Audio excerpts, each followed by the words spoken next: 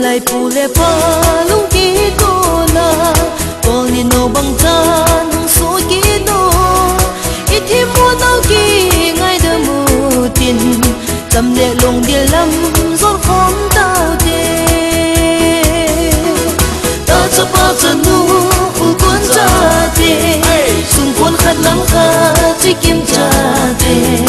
vậy hiện tại lắng nghe cần nắm dễ đi lung khát thắt khát din dây khóm tao đê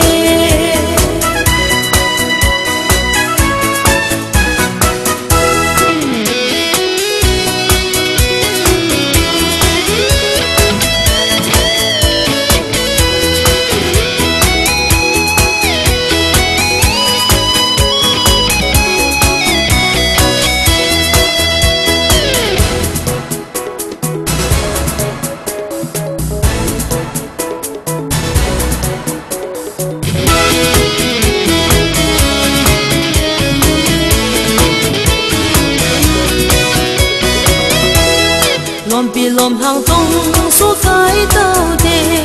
nằm pi ra làm cái lệ khăn nấu gom